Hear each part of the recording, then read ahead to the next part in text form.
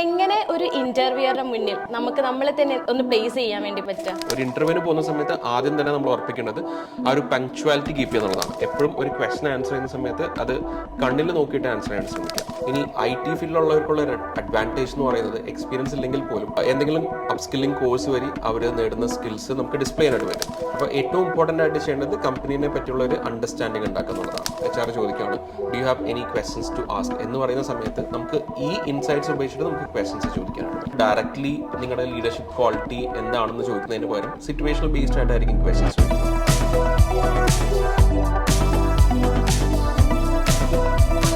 Hi all, coding പോഡ്കാസ്റ്റിന്റെ മറ്റൊരു എപ്പിസോഡിലേക്ക് എല്ലാവർക്കും സ്വാഗതം. ഇന്ന് നമ്മുടെ കൂടെ ഉള്ളത് ദീപക് ജോസ് സാറാണ്. ദീപക് ജോസ് സാർ നമ്മുടെ എൻട്രിയുടെ ഹെഡ് ഓഫ് പ്ലേസ്മെന്റ് ആണ്. Hi sir. Thank you. Welcome to a new podcast round. Thank you. How are you doing today? I'm good. Job seekers എന്ന നിലക്കും കോഡിംഗ് ഇൻഡസ്ട്രിയിൽ ഒരു കരിയർ ബിൽഡ് ചെയ്യണമെന്ന് ആഗ്രഹിക്കുന്നവർ എന്ന നിലക്കും നമുക്ക് ഒരുപാട് സംശയങ്ങളുണ്ട്. അപ്പോൾ ഒരു ഇന്റർവ്യൂ അറ്റൻഡ് ചെയ്യാന്നുള്ളത് മിക്ക ആൾക്കാർക്കും ഭയങ്കര ടെൻഷനുള്ള ഒരു കാര്യമാണ്. അപ്പോൾ അത് വെച്ചിട്ട് തന്നെ നമുക്ക് സംസാരിച്ചു തുടങ്ങാം. എങ്ങനെ ഒരു ഇന്റർവ്യൂറിന്റെ മുന്നിൽ നമുക്ക് നമ്മളെ തന്നെ ഒന്ന് പ്ലേസ് ചെയ്യാൻ വേണ്ടി പറ്റുക? ഓക്കെ, വളരെ ഗുഡ് ക്വസ്റ്റൻ ആണത്. സോ ഒരു ഇന്റർവ്യൂ അറ്റൻഡ് ചെയ്യുന്ന സമയത്ത് നമുക്ക് തീർച്ചയായിട്ടും ഉണ്ടാകുന്ന ഒരു കാര്യമാണ് ടെൻഷൻ എന്ന് പറഞ്ഞാൽ. അതിപ്പോൾ നിങ്ങൾ എത്ര ഇന്റർവ്യൂ അറ്റൻഡ് ചെയ്താലും നമുക്ക് ആ ഒരു ടെൻഷൻ എന്തായാലും ഇൻഹെറൻ്റ് ആയിട്ട് ഉണ്ടാകുന്ന ആളുകളുണ്ടാവും. ഇത് ഒരു രീതിയിൽ നല്ല കാര്യമാണ്, കാരണം നമുക്കത് കൂടുതലായിട്ട് പ്രിപ്പയർ ചെയ്യാനായിട്ട് നമ്മളെ ഹെൽപ്പ് ചെയ്യും. ഓക്കെ, കാഷ്വലി എടുക്കാതെ കുറച്ചും കൂടി സീരിയസ് ആയിട്ട് എടുക്കാൻ നമ്മളെ ഹെൽപ്പ് ചെയ്യും. ഇനി ഈ വരുന്ന ടെൻഷൻ അവോയ്ഡ് ചെയ്യാൻ വേണ്ടിയിട്ട് നമുക്ക് ചെയ്യാൻ പറ്റുന്ന കാര്യം ഒന്ന്, നമ്മൾ വെൽ പ്രിപ്പയർഡ് ആയിരിക്കുക എന്നുള്ളതാണ്. അതായത് കമ്പനീനെ പറ്റിയും അതുപോലെ തന്നെ നമ്മൾ എന്ത് ജോലിക്കാണോ അപ്ലൈ ചെയ്യുന്നത് ആ ജോലിക്ക് വേണ്ട സ്കിൽ സെറ്റ് പ്രോപ്പർലി നമ്മൾ പ്രിപ്പയർ ചെയ്ത് പോവുക. അതുപോലെ തന്നെ കമ്പനീനെ പറ്റി നല്ലൊരു ബാക്ക്ഗ്രൗണ്ട് റിസർച്ച് നടത്താം. അതുപോലെ നമ്മൾ സ്ഥിരമായിട്ട് ചോദിക്കാൻ ചാൻസ് ഉള്ള ആൻസേഴ്സ്, അതായത് ക്വസ്റ്റ്യൻസിനുള്ള ആൻസേഴ്സ് പ്രാക്ടീസ് ചെയ്യുക. ഇത്രയും കാര്യങ്ങൾ ചെയ്താൽ തന്നെ ബേസിക് ആയിട്ടുള്ള ഒരു ടെൻഷൻ നമുക്ക് അവോയ്ഡ് ചെയ്യാനായിട്ട് പറ്റും. പിന്നെ ഇന്റർവ്യൂസിലൊക്കെ കോമൺ ആയിട്ട് നമ്മൾ കണ്ടുവരുന്ന മിസ്റ്റേക്സ് എന്തൊക്കെയാണ്? പൊതുവേ കണ്ടുവരുന്ന മിസ്റ്റേക്സ് നമ്മൾ നേരത്തെ കവർ ചെയ്ത കാര്യങ്ങൾ തന്നെയാണ്. അതായത് ഈ ഒരു ടെൻഷൻ ഉണ്ടാവാനുള്ള കാരണം തന്നെയാണ് പൊതുവേ വരുന്ന മിസ്റ്റേക്സ് എന്ന് പറയുന്നത്. ഒന്ന്, അണ്ടർ പ്രിപ്പയർഡ് ആയിട്ട് പോകുന്നുള്ളതാണ്. അതായത് ഒരു റിസർച്ചും ഇല്ലാതെ, ഫോർ എക്സാമ്പിൾ ഇപ്പോൾ ഒരു പെർട്ടിക്കുലർ കമ്പനിയുടെ അടുത്ത് നമുക്ക് ഇന്റർവ്യൂ കിട്ടിക്കഴിഞ്ഞാൽ, അല്ലെങ്കിൽ നമ്മൾ ജോലിക്ക് അപ്ലൈ ചെയ്തു, അതിനുശേഷം ആ കമ്പനീനെ പറ്റിയോ അല്ലെങ്കിൽ കമ്പനിയുടെ ഹിസ്റ്ററിനെ പറ്റിയോ ഒരു റിസർച്ചും നടത്താതിരിക്കുന്നുള്ളതാണ്. അപ്പോൾ നമ്മൾ ഏറ്റവും ഇമ്പോർട്ടൻ്റ് ആയിട്ട് ചെയ്യുന്നത് കമ്പനിയെ പറ്റി പ്രോപ്പർലി മനസ്സിലാക്കുക. അതിന് നമുക്ക് അവരുടെ വെബ്സൈറ്റ്സ് നോക്കാം, അല്ലെങ്കിൽ സോഷ്യൽ മീഡിയ ഹാൻഡിൽസ് നോക്കാം. അതൊരു സൈഡ്. സെക്കൻഡ് തിങ്, നമ്മൾ വെൽ പ്രിപ്പയർഡ് ആയിട്ട് പോകുന്നുള്ളതാണ്. അപ്പോൾ ആ ഒരു പ്രിപ്പറേഷൻ പലപ്പോഴും ചെയ്യാതെ പോകുന്ന ആളുകളുണ്ടാവും. ഇപ്പോൾ സേ ഫോർ എക്സാമ്പിൾ ഞാനൊരു ഫുൾ സ്റ്റാക്ക് ഡെവലപ്പർ റോളിലാണ് അപ്ലൈ ചെയ്യുന്നതെങ്കിൽ എനിക്ക് വേണ്ട സ്കിൽ സെറ്റ് ഞാൻ ആദ്യം ബിൽഡ് ചെയ്യണം. അതിനകത്ത് ചോദിക്കാൻ ചാൻസ് ഉള്ള ക്വസ്റ്റൻസിനെ പറ്റി മുൻകൂട്ടി ഒരു ധാരണ ഉണ്ടാക്കി അത് പ്രിപ്പയർ ചെയ്ത് കൊണ്ടുപോകണം. അതിനുശേഷമുള്ളത് ഇതെങ്ങനെ പ്രോപ്പർലി കമ്മ്യൂണിക്കേറ്റ് ചെയ്യാം എന്നുള്ളതാണ്. അപ്പോൾ പലപ്പോഴും സംഭവിക്കുന്നതെന്ന് വെച്ച് കഴിഞ്ഞാൽ നമുക്ക് ഈ ക്വസ്റ്റ്യൻസിനുള്ള ആൻസേഴ്സ് നമുക്ക് കൺവേ ചെയ്യാനായിട്ട് സാധിക്കില്ല. അതായത് കമ്മ്യൂണിക്കേഷൻ സ്കിൽസ് ഇല്ലാതിരിക്കുന്ന ഒരവസ്ഥ, അത് അണ്ടർ പ്രിപ്പയർനെസിൻ്റെ ഒരു ഭാഗം കൂടിയാണ്. വേറെ ഒരു ഇമ്പോർട്ടൻ്റ് ആയിട്ടുള്ള കാര്യം, നമ്മളെ പ്രസന്റ് ചെയ്യുന്ന രീതി, അതായത് അത് ബോഡി ലാംഗ്വേജ് പാർട്ടിലായാലും ശരി, ഒരു ഇന്റർവ്യൂവിന് പോകുന്ന സമയത്ത് ആദ്യം തന്നെ നമ്മൾ ഉറപ്പിക്കേണ്ടത് ആ ഒരു പങ്ക്ച്വാലിറ്റി കീപ്പ് ചെയ്യുക എന്നുള്ളതാണ്. അപ്പോൾ it start from there. Punctual ആയിരിക്കുക. ഇന്റർവ്യൂവിന് പോകുന്ന സമയത്ത് നമ്മുടെ ബോഡി ലാംഗ്വേജ്, ഗസ്റ്റേഴ്സ് വഴി നമ്മുടെ ആ ഒരു പാഷൻ കാണിക്കുക ആ ജോലിയോടുള്ള. അപ്പോൾ ഇത്രയും കാര്യങ്ങൾ പ്രോപ്പറായിട്ട് ചെയ്താൽ തന്നെ ബെറ്റർ ആയിട്ട് നമുക്ക് ക്വസ്റ്റ്യൻസിനെ ഫേസ് ചെയ്യാം. ഇത് തന്നെയാണ് ഏറ്റവും കൂടുതൽ വരുന്ന മിസ്റ്റേക്സ് എന്ന് പറയുന്നത്. പിന്നെ വരുന്ന ഒരു ഫാക്ടർ എന്ന് വരുന്നത് ബോഡി ലാംഗ്വേജ് ആണ്.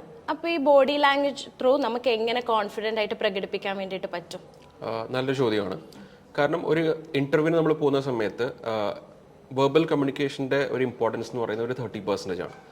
ഒരു 80% അല്ലെങ്കിൽ ഒരു 70% വരുന്നത് നമ്മുടെ നോൺ വെർബൽ കമ്മ്യൂണിക്കേഷനാണ്. കാരണം അതിലൂടെയാണ് നമ്മുടെ പാഷൻ, ആ ജോലിയോടുള്ള പാഷൻ നമുക്ക് കാണിക്കാൻ പറ്റുക. ഇപ്പോൾ ഫോർ എക്സാമ്പിൾ HR റിക്രൂട്ടേഴ്സ് അവർ വെൽ വേഴ്സ്ഡ് ആയിരിക്കും, ഭയങ്കര എക്സ്പീരിയൻസ് ഉള്ള ആളുകളായിരിക്കും.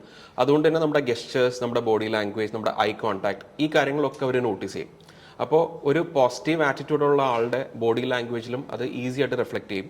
പല HR-മാർക്കും ഇവരുടെ ഗെസ്റ്റേഴ്സ് റീഡ് ചെയ്യാനായിട്ട് സാധിക്കും. അതായത് ഇവർ നുണ പറയുകയാണോ അതോ ബ്ലഫ് ചെയ്യുകയാണോ എന്നുള്ളത് അവരുടെ ഗെസ്റ്റേഴ്സ് വഴി തന്നെ മനസ്സിലാക്കാൻ സാധിക്കും. അപ്പോൾ ആദ്യം നമ്മൾ മനസ്സിലാക്കേണ്ടത് എപ്പോഴും ഒരു ക്വസ്റ്റൻ ആൻസർ ചെയ്യുന്ന സമയത്ത് അത് കണ്ണിൽ നോക്കിയിട്ട് ആൻസർ ചെയ്യാൻ ശ്രമിക്കുക.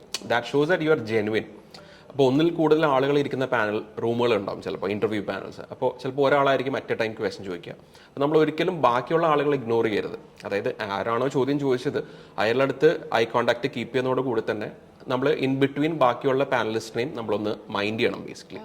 അതുപോലെ തന്നെ നമ്മൾ ഇരിക്കുന്ന ഒരു ഫോർ എക്സാമ്പിൾ ഇപ്പോൾ ഒരു ഇന്റർവ്യൂ റൂമിലേക്ക് നമ്മൾ കയറി ചെന്നു, നമ്മൾ അനുവാദം ചോദിച്ചിട്ട് ആ ഒരു കസേരയിൽ ഇരിക്കുക. അപ്പോൾ ഇരിക്കുന്ന കേസിൽ നമ്മുടെ ആ ഒരു ഇൻട്രസ്റ്റ് കാണിക്കണമെങ്കിൽ നമുക്ക് ഒന്നെങ്കിൽ ലീൻ ചെയ്യാം, അതായത് മുൻപോട്ടൊന്ന് ലീൻ ചെയ്യാം ഇൻട്രസ്റ്റ് കാണിക്കാനായിട്ട്. അതുപോലെ തന്നെ ഭയങ്കര ഡിഫെൻസീവായിട്ട് ഇരിക്കാതിരിക്കുക. ഫോർ എക്സാമ്പിൾ ഇപ്പോൾ കൈ മടക്കി അല്ലെങ്കിൽ പതുങ്ങിയിരിക്കുന്ന ആ ഒരു ടൈപ്പ്, അത് നമ്മൾ അവോയ്ഡ് ചെയ്യുക. മാക്സിമം നമ്മുടെ കോൺഫിഡൻസ് നമ്മുടെ പോസ്റ്റേഴ്സിൽ കൊണ്ടുവരാൻ ശ്രമിക്കുക. അപ്പോൾ ഇത്രയും കാര്യങ്ങൾ ചെയ്യുമ്പോൾ തന്നെ നമുക്ക് ഓട്ടോമാറ്റിക്കലി ക്വസ്റ്റ്യൻസ് ആൻസർ ചെയ്യാനുള്ള കോൺഫിഡൻസ് നമ്മുടെ ഉള്ളിൽ നിന്ന് തന്നെ വരും.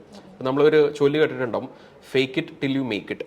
അപ്പോൾ നമ്മളിതൊരു പ്രാക്ടീസ് വഴി ശീലിച്ച് കഴിഞ്ഞാൽ ഓട്ടോമാറ്റിക്കലി HR റിക്രൂട്ടർ കാണുമ്പോൾ തന്നെ ലൈക്ക് ആ ഒരു കോൺഫിഡൻസ് നമ്മുടെ ബോഡി ലാംഗ്വേജിൽ തീർച്ചയായിട്ടും കാണിക്കാനായിട്ട് പറ്റും. പിന്നെ ബാക്കി ഓട്ടോമാറ്റിക്കലി വരുന്ന കാര്യങ്ങളാണ്. പിന്നെ സാലറി, ബെനിഫിറ്റ്സ്, ഈ കാര്യങ്ങളൊക്കെ നമുക്ക് എങ്ങനെ ഡീൽ ചെയ്യാൻ വേണ്ടി പറ്റും? അതിനൊക്കെയുള്ള എഫക്റ്റീവ് ആയിട്ടുള്ള നെഗോഷിയേഷൻ സ്ട്രാറ്റജീസ് എന്തൊക്കെയാണ്?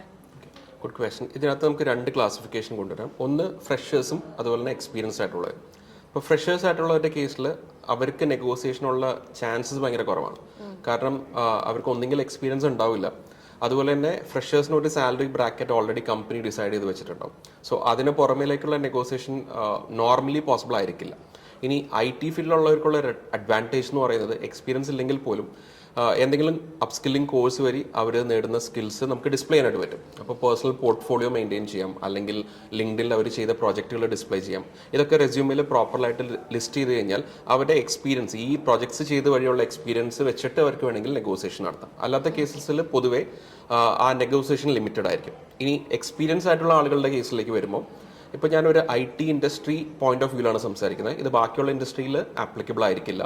അപ്പോൾ പൊതുവേ പറയുന്നത് ഒരു 3 വർഷമെങ്കിലും നമുക്ക് എക്സ്പീരിയൻസ് ഉണ്ടെങ്കിൽ നമുക്ക് ഇൻഡിപെൻഡൻ്റ്ലി വർക്ക് ചെയ്യാൻ പറ്റുന്ന ഒരു ഇൻഡിവിജ്വൽ ആണ് എന്നാണ് IT ഫീൽഡിൽ പൊതുവേ കണക്കാക്കുന്നത്. അപ്പോൾ ഒരു 3 വർഷം നമ്മൾ ഏതെങ്കിലും ഒരു ടെക്നോളജിയിൽ നമ്മൾ വർക്ക് ചെയ്ത് എക്സ്പീരിയൻസ് ഗെയിൻ ചെയ്തിട്ടുണ്ടെങ്കിൽ ഈ ഒരു മെട്രിക് ഉപയോഗിച്ചിട്ട് നമുക്കൊരു സ്റ്റാൻഡേർഡ് സാലറി ഉറപ്പുവരുത്താനായിട്ട് സാധിക്കും.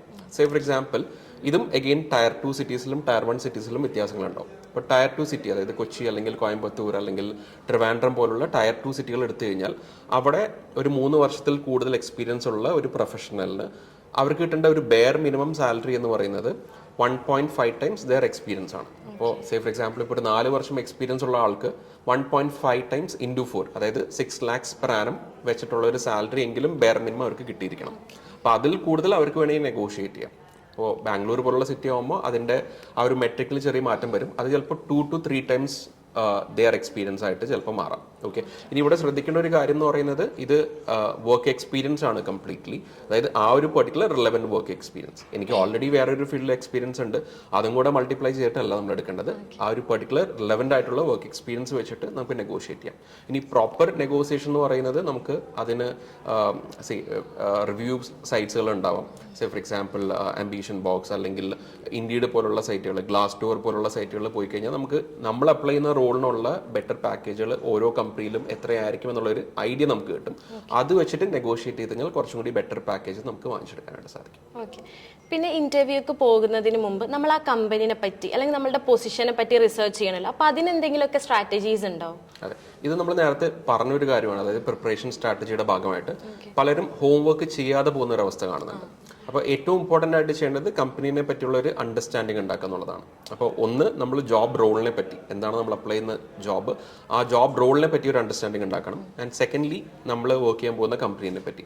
അപ്പോൾ അതിന് നമുക്ക് ഇൻഫർമേഷൻ കിട്ടുന്നതെന്ന് പറയുന്നത് നമുക്ക് ഓൺലൈനായിട്ട് അവരുടെ വെബ്സൈറ്റിൽ പോയി ചെക്ക് ചെയ്യാം. അതുപോലെ തന്നെ അവരെ പറ്റി വന്നിട്ടുള്ള റീസെൻ്റ്ലി ഉള്ള ന്യൂസ് ആർട്ടിക്കിൾസ്, അവരെന്തൊക്കെ പ്രോജക്ട്സ് ആണ് ഏറ്റെടുത്ത് നടത്താൻ പോകുന്നത്, അവരുടെ ക്ലയൻറ്റ്സ് എന്തൊക്കെയാണ്, അവർക്ക് കിട്ടിയിട്ടുള്ള ബിഗ്ഗസ്റ്റ് ഡീൽസ് എന്തൊക്കെയാണ്, ഇതൊക്കെ നമുക്ക് മനസ്സിലാക്കാൻ പറ്റും. ഇതിലുപരിയായിട്ട് അവരുടെ social media platforms, four example ഇപ്പോൾ ലിങ്ക്ഡിൻ അല്ലെങ്കിൽ ഇൻസ്റ്റാഗ്രാം, ഇതിലൊക്കെ ആക്റ്റീവായിട്ടുള്ള കമ്പനീസ് ഉണ്ടാവും. അപ്പോൾ അവരുടെ സോഷ്യൽ മീഡിയ ആക്ടിവിറ്റീസ്, അവരുടെ കോർപ്പറേറ്റ് റിലേഷൻ ആക്ടിവിറ്റീസ് മുതലായ കാര്യങ്ങളൊക്കെ മനസ്സിലാക്കി കഴിഞ്ഞാൽ നമുക്ക് കമ്പനീനെ പറ്റിയുള്ള ഏകദേശം ധാരണകൾ കിട്ടും.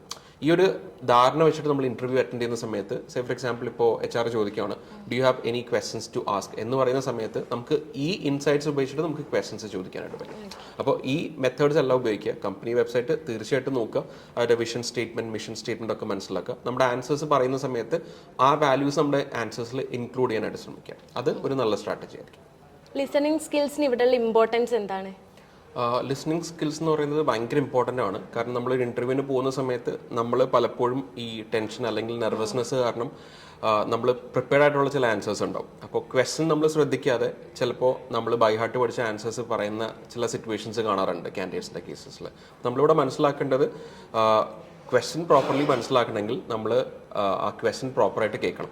അപ്പോൾ അതിന് നമ്മുടെ ലിസണിങ് സ്കിൽസ് ഭയങ്കര ഇമ്പോർട്ടൻ്റ് ആണ്. അവരെന്താണ് പറയാൻ ഉദ്ദേശിക്കുന്നത്, അവരെന്താണ് ആ ക്വസ്റ്റ്യനിലൂടെ നമ്മളിൽ നിന്ന് മനസ്സിലാക്കാൻ ഉദ്ദേശിക്കുന്നത് ക്ലിയർലി മനസ്സിലാവണമെങ്കിൽ നമ്മൾ അറ്റ് ദ മൊമെന്റിൽ ഇരിക്കണം. ഓക്കെ, അപ്പോൾ ക്വസ്റ്റ്യൻ ചോദിക്കുന്ന സമയത്ത് അത് ക്ലിയർ ആയിട്ട് മനസ്സിലാക്കുക എന്നുള്ളത് ഭയങ്കര ഇമ്പോർട്ടൻ്റ് ആണ്. അതുകൊണ്ട് തന്നെ ലിസണിങ് സ്കിൽസ് ഒരു ഇന്റർവ്യൂ പോയിന്റ് ഓഫ് വ്യൂവിൽ കാൻഡിഡേറ്റ്സ് നെഗ്ലക്ട് ചെയ്യുന്ന ഒരു കാര്യമാണ്. കാരണം അവരെപ്പോഴും അവരെ തന്നെ പ്രസന്റ് ചെയ്യാനായിട്ട് ശ്രമിക്കും. എന്താണ് HR റിക്രൂട്ടർ പറയാനായിട്ട് ശ്രമിക്കുന്നത് മനസ്സിലാക്കാറില്ല. അതെങ്ങനെയൊക്കെ നമുക്ക് ഇമ്പ്രൂവ് ചെയ്യാൻ വേണ്ടിയിട്ട് പറ്റും?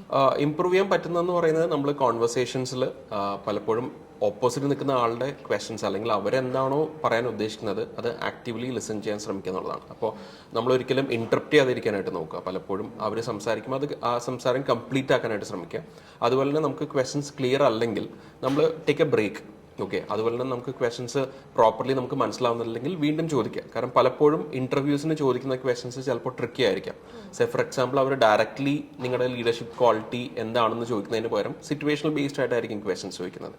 അപ്പോൾ ആ ക്വസ്റ്റ്യൻ്റെ അർത്ഥം പ്രോപ്പർലി മനസ്സിലാക്കണമെങ്കിൽ നമുക്ക് ലിസണിങ് സ്കിൽസ് ഉണ്ടായിരിക്കണം. ഇത് നിങ്ങളുടെ ഡേ ടു ഡേ കോൺവെർസേഷനിൽ ബിൽഡ് ചെയ്ത് കഴിഞ്ഞാൽ ഓട്ടോമാറ്റിക്കലി ഇന്റർവ്യൂവിന് നമ്മുടെ ലിസണിങ് സ്കിൽസ് ഇംപ്രൂവ് ആകും. ഓക്കെ, പിന്നെ ഇന്റർവ്യൂക്ക് ചോദിക്കുന്ന ക്വസ്റ്റ്യൻസിന് എങ്ങനെയൊക്കെ നമുക്ക് മറുപടി പറയാം? അത് ബെറ്റർ ആക്കാനുള്ള എന്തെങ്കിലും കാര്യങ്ങൾ? അതിനകത്ത് രണ്ട് കാര്യങ്ങളുണ്ട്. പൊതുവേ നമുക്ക് ചോദ്യങ്ങൾ വരുന്നത് ഒന്ന് ടെക്നിക്കൽ ക്വസ്റ്റ്യൻസ് വരാറുണ്ട്. ടെക്നിക്കൽ ക്വസ്റ്റ്യൻസ് വരുന്ന സമയത്ത് നമ്മൾ വെൽ പ്രിപ്പയർഡ് ആയിരിക്കണം. അതിനകത്ത് വേറെ ഷോർട്ട് കട്ടുകളൊന്നുമില്ല. സോ നമ്മുടെ സ്കിൽ സെറ്റ് ബിൽഡ് ചെയ്യുക, അത് പ്രോപ്പർലി ആൻസർ ചെയ്യാനായിട്ട് പഠിക്കുക. അതുപോലെ സ്ഥിരം ചോദിക്കുന്ന ക്വസ്റ്റ്യൻസ് ഉണ്ടാവും. ഇപ്പോൾ നമ്മൾ ഗൂഗിളിൽ സെർച്ച് ചെയ്താൽ തന്നെ നമ്മൾ എന്ത് റോളിനാണോ അപ്ലൈ ചെയ്യുന്നത് അതിന് സ്ഥിരം ഇന്റർവ്യൂവിന് ചോദിക്കുന്ന ക്വസ്റ്റ്യൻസ് ഉണ്ടാവും, അതിനകത്ത് ചോദിക്കുന്ന പ്രോബ്ലംസ് ഉണ്ടാവും. അപ്പോൾ അത് മനസ്സിലാക്കുക, അതിന് ബെറ്റർ ആയിട്ട് ആൻസർ ചെയ്യാൻ ശ്രമിക്കുക. അതാണ് പ്രിപ്പറേഷൻസ് ആയിട്ട് നമുക്ക് ചെയ്യാൻ പറ്റുന്നത്.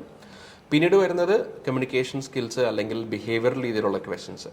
ഇവിടെ നമുക്ക് മനസ്സിലാക്കേണ്ടത് നമുക്കൊരു അപ്രോച്ച് യൂസ് ചെയ്യാം. ഫോർ എക്സാമ്പിൾ ഇത് പലതരം അപ്രോച്ചുകളുണ്ട്. ഒന്ന് ആ ഒരു സിറ്റുവേഷൻ മനസ്സിലാക്കുക. ഫോർ എക്സാമ്പിൾ ഇപ്പോൾ ഞാൻ നേരത്തെ ചോദിച്ച പോലെ തന്നെ ഇപ്പോൾ ലീഡർഷിപ്പ് ക്വാളിറ്റി എങ്ങനെയാണ് നിങ്ങൾ ഡിസ്പ്ലേ ചെയ്തിട്ടുള്ളത് എന്ന് ഡയറക്റ്റ്ലി ചോദിക്കുന്നതിന് പകരം അവർ പലപ്പോഴും ചോദിക്കുന്നുണ്ടാവുക ഒരു സിറ്റുവേഷൻ തന്നിട്ട് അവർ നിങ്ങൾ ആ സ്ഥാനത്താണെങ്കിൽ എങ്ങനെയായിരിക്കും നിങ്ങൾ ബിഹേവ് ചെയ്യുക എന്നുള്ളതായിരിക്കും. അപ്പോൾ നമ്മൾ എപ്പോഴും പറയേണ്ടതായിട്ട് സിറ്റുവേഷൻ അനാലിസിസ് നടത്തുക.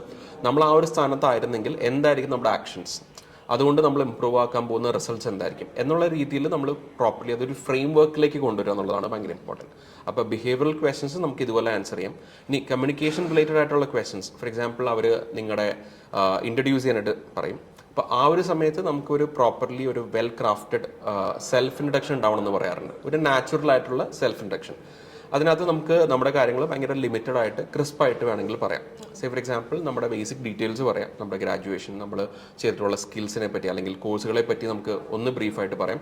എക്സ്ട്രാ നമ്മൾ കാട് കയറി ഒരിക്കലും പറയരുത്. അപ്പോൾ അത് ഇത്രയും കാര്യങ്ങൾ ശ്രദ്ധിച്ചു കഴിഞ്ഞാൽ നമ്മുടെ ആൻസേഴ്സിനെ നമുക്ക് പെർഫെക്റ്റ് ആയിട്ട് ബാലൻസ് ചെയ്ത് ഇന്റർവ്യൂവിനെ കൊണ്ടുവരാനായിട്ട് സാധിക്കും. കോഡിംഗ് പോഡ്കാസ്റ്റിന്റെ ഈ എപ്പിസോഡ് ഇവിടെ അവസാനിച്ചിരിക്കുകയാണ്. Thank you sir, thank you for your time.